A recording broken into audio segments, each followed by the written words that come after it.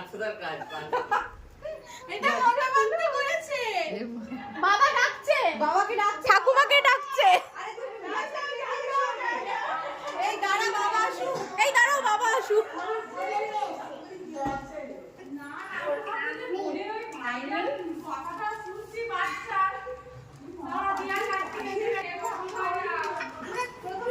আরো বড় করে না, আরো বড় লিখতে হবে। ওরে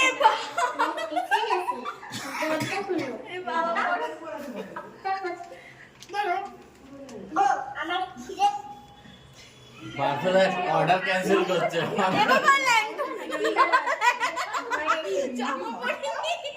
এই জামা কোথায়? জামা পরে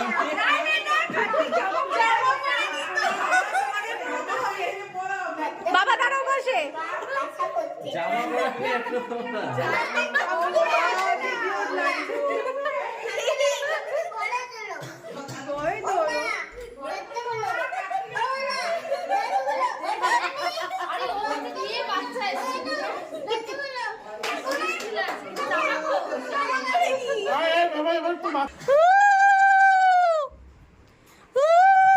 এর থেকে ভালো পারি না।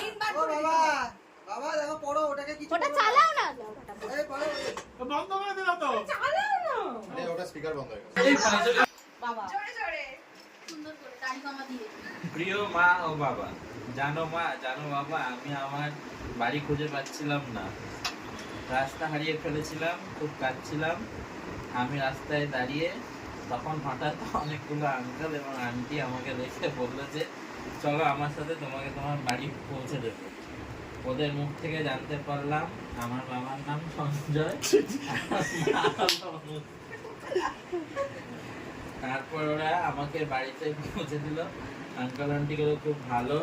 জানো মা, ওদের মুখে মুখে ওদের নামগুলো শুনলাম।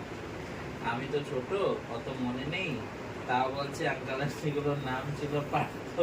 বাবা এত ধরনের নাম মুখস্থ, ছোট বয়সে মুখস্থ হয়ে গেছে।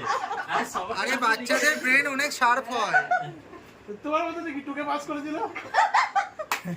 পার্থ, মাম্পি, অভিজিৎ, অর্পিতা, সুদেষ্ণা, রৌনক, পায়েল আর প্রিয়ঙ্কর। এই ইয়ে হচ্ছে তুমি ওদের নিমন্ত্রণ করে ভালো মন্দ খাওয়াবে।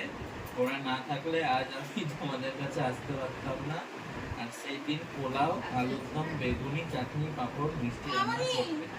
আমার ইচ্ছা আমি আঙ্কেল আন্টিদের খাওয়াবো আর আমার জন্য খেলনা, জামা সবকিছু কিনে আনতে হবে।